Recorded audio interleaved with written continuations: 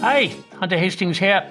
More and more analysis and understanding is being directed towards the concept of mental models. They're ways of thinking, ways of seeing the world. A model of all the world around us, since we can't carry the entire reality of it in our heads. Mental models are based on fundamental assumptions. If we get them right, we can draw valid conclusions. If we get them wrong, we can only make mistakes. For example, in mainstream economics, the fundamental assumption is that the economy is some kind of machine that can be managed. More monetary input results in more production and more employment. That gets us to worrying about government policy and the direction of aggregates like gross domestic product. And they're the wrong things to worry about. It's the wrong model. Austrian economics has a different mental model and a different set of assumptions entirely. The mental model is that individuals and individual choices and decision-making are the source of all economic activity and all economic growth. People make exchanges that they feel will help them. The outcome of these exchanges determines the state of the individual economy, and connected in the form of firms or towns and cities and neighborhoods, these individual economies can be networked so that the multiple individuals who comprise them benefit from each other. If I do well, you do well. That's a much different mental model than the one that assumes the government and government policy is the dominant force. With the wrong mental model, we get excessive government and we come to depend on it. With the right mental model, we make our own way. It's fundamental. That's why the value creators business system is built on fundamental mental models. Charlie Munger said that we all need 80 or 90 of these mental models to get through life effectively. We're going to limit ourselves to 11 today, but it's the 11 that underpin the system of value creation by entrepreneurial firms, the system that every business executive, every business owner, every entrepreneur needs to make progress. We start with the right mental model for understanding value itself, and we proceed from there. Enjoy. This is the Value Creators Podcast. Value creation is the sole purpose of any business and every business, and for all of us as entrepreneurs. Listen to great value creators as they share their successes, trials, and lessons learned. Join us as we explore how to think as value creators, how to act as value creators, and how to view business through the lens of value creation. Mental model number one, and the one that drives all the others, is that value is created by the customer. First, value is the purpose of business. The customer feeling that they're better off, have more well-being. Who creates that feeling? Customers do, in their own minds. That's the only place that value can reside or where it can be experienced. So when we use the typical construct about businesses creating value for customers, or about business adding value, we've got the flow in the wrong direction. We're thinking from the inside of the firm to the outside world, thinking that the things we make and the services we provide somehow have some intrinsic value. They don't. Customers create value in their minds. They create it with their expectations and the experience of whether those expectations were met or exceeded. Think of value being out there in the market. It's flowing towards your firm. You need to know how to capture it. It's mostly in the future, so don't worry about having missed it in the past. It's always flowing towards you. Mental model number one is to get the direction of the flow of value right. 3 more mental models combine to give your business the platform to generate new value. Mental model number 2 is knowledge, your knowledge of the customer. A company or a firm is an accumulation of knowledge applied to the benefit of customers. It's know-how, knowing how to serve customers best. Knowledge of the customer and their needs and preferences and unfulfilled dreams and desires and hopes is your business advantage. If you know your customer better than any other rival firm that's vying for their dollar and their loyalty, then you've got a lasting competitive advantage. How do you gather this knowledge? From inside the customer's mind. It's not likely to come from surveys or data analytics or machine learning, although those can contribute something. It's going to come from conversations, especially the listening part, where they talk and you listen. You'll know not just their demographics and behavior and what they bought last week, You'll know their innermost feelings, their highest values, and their most beautiful dreams. Mental model number 2 is continuous gathering, monitoring, and analyzing your customer knowledge. Mental model number 3 is the mental model that gives causal power to that knowledge, empathy. Pursuing the entrepreneurship method requires getting inside the customer's mind, thinking as if you were them. You can't actually think what they think or aspire what they aspire to, but the empathy tool enables you to simulate their experience, simulate feeling what they feel as if you were them. You can then make an accurate entrepreneurial diagnosis of what they really want, what future experience will be the solution for their present unmet need. The empathy model gives us a process to follow, outlined in the empathy module of the Value Creators course. The empathy mental model is one you can practice in order to improve. Am I actually thinking the way the customer would think? Do I fully understand or appreciate their circumstances? Does my simulation of how they feel yield any useful hypotheses about the future appeals to customers? Empathy repays the time we assign to practicing it and getting better at it. Mental model number 4 in the value creator paradigm is marketing. The word marketing usually conjures up connotations of communication and persuading, of logos and colors for influencing and selling. But that's the wrong model. Marketing from the value creator's perspective is behavior, not communications. It's how you act towards your customer. It's loving your customer as you love yourself, taking care of them, never disappointing them, making them a promise of the best possible experience and keeping that promise every time. It's a love affair with the customer. Everyone in your company must act the same way with love towards customers. If you employ chatbots and other automated interfaces, the customer wants them to feel like they're giving love too.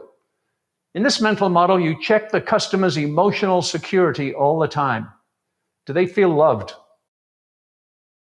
The next cluster of mental models is operational, getting the proposition you've generated ready for market.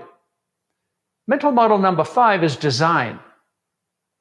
Conventional thinking sees design as a forward-progressing series of artifacts, from the first sketch on the back of a napkin, to a focus group testable proposition, to a prototype, to the finished product or service.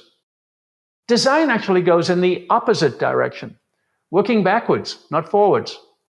Working backwards from the customer, using empathically acquired knowledge, entrepreneurs extract the value from the customer knowledge and use it to guide the creation of new services for the customer to experience. Design integrates customer wants with producer, partner, supplier, and customer capabilities in a new, seamlessly integrated network to deliver service that's valued. The design mental model is executed by the innovation model, which is mental model number 6. Innovation is turning the design into a customer experience, a new and better experience for which the customer is willing to pay. In other words, innovation must include a business model. And often the new business model itself is the innovation. DoorDash says nothing new about food or recipes or dining at home, but it has a compelling new business model for those things. The core of the innovation mental model is keeping the value proposition promise flawlessly. Nothing is ever good enough or complete. There's always dissatisfaction in the marketplace to be addressed. And you can never stop thinking about improvement. Innovation should be unique to your customers and their relation to your firm. Don't think of innovation as an add-on or a bonus, but as everyday behavior by everyone in your company. Innovation is experimenting all the time, knowing that there will be unexpected outcomes and twists and turns, yet always keeping a portfolio of experiments cooking, mixing and adjusting until some of them are ready for the customer. Make innovation your normal behavior. Mental model number 7 is the method to capture all this. The flow of knowledge from the customer, the empathic diagnosis, its transposition into the new design, and the new and better experiences. This mental model is entrepreneurship. Entrepreneurship is action. It's the method of translating the genius of the customer in never being satisfied and the energy of the customer in demanding greater satisfaction into the innovative design and delivery of new and better products and services. Entrepreneurial profits come from acting on the anticipation of customers' future satisfaction better than others do it. And it's not just thinking about it. There's a bit of magic in this mental model. We call the magic entrepreneurial judgment. The signals of dissatisfaction coming from the customer are what system scientists call weak signals. Entrepreneurs have to learn to act on weak signals. Customers can express unease, but can't tell you exactly how they want it fixed. Entrepreneurship takes those weak signals, amplifies them into testable hypotheses, and utilizes the customer knowledge and relationships to generate and interpret the feedback loops that point to where value can be discovered through action. By learning the mental model of entrepreneurial action and developing the supporting knowledge and skills, you'll turn weak signals into cash flow and profit. The final cluster of mental models keeps your business sustainably successful. Mental model number 8 is for finance and accounting. And value creators think of 2 kinds of accounting, not just one. The first kind is backward-looking. It's keeping count at the end of the week and the month and the year, doing the important job of tracking cash flow and costs. It's also calculating a balance sheet, which has some judgment in it, because it requires putting a number on those future value flows coming from the customer, which are inherently uncertain, so it's a judgment call. That's part of entrepreneurial judgment. But the other part of finance and accounting is looking forward. How will new projects in your portfolio of experiments perform in facilitating experiences for the customer that they can turn into value and future cash flow? How much should the firm invest in them? What's their net present value? The answer is a creative guess. We call that kind of accounting economic calculation. It's got numbers in it, but also imagination and creativity. Don't let accountants tell you otherwise. Mental model number 9 is organization. And the value creator's mental model is don't organize. There's a lot about management that's anathema to entrepreneurship, and the lines and boxes and hierarchical authority and power structures of organization charts and the thinking behind them, where some individuals are directing the behaviors of others rather than leaving them free to respond to customers in whatever way is best for value, can be very limiting. The knowledge needed to serve customers is widely dispersed among your employees and suppliers. Let them self-organize to use it to the fullest. The ideal is autonomy for the front end of the firm that's interfacing with customers. The autonomy can be guided by purpose and with targets in mind, but it's not centrally planned and it's not authority-based. Give the customer all the authority. Mental model number 10 is business as a flow. The traditional way of thinking about business is a series of static events. You make a plan, you implement it, you engage in transactions with customers. They're all sequential events. Entrepreneurial business is a continuous flow loop, processing market data while observing it, adjusting the entrepreneurial intent as you process the data, deciding and acting on your intent in the form of both new experiments with customers and continuing operational excellence in serving those customers. Thus generating new feedback data to process and keep the loop moving. Flow is an approach to business, and it's also a pattern for individuals. Your work is flow, and you can continuously improve your performance, get better at what you're doing while you're doing it.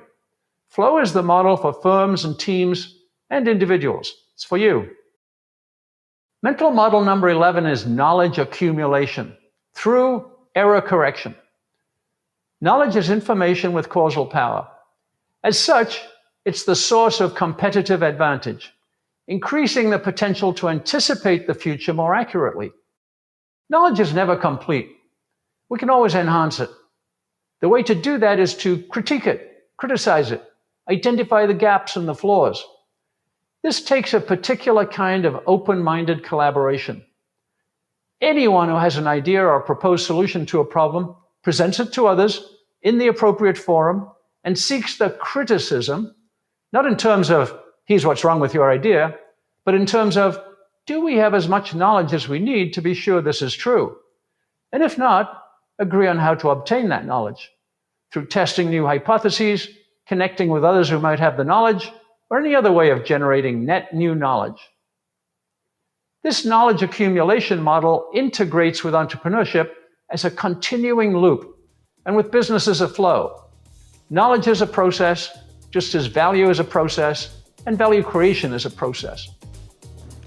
We haven't exhausted the list of useful mental models with these 11. There are more. But hopefully, with these models of reversing the flow of business, putting the customer in charge, thinking of value as a process rather than inherent in a product or a service, business as a portfolio of experiments, and all the others, you can think in new ways about creating value for customers. This has been another episode of the Value Creators Podcast. Thanks for listening. You can visit thevaluecreators.com for links and resources related to this episode, and check out hunterhastings.com for more content on entrepreneurial business management based on value creation principles.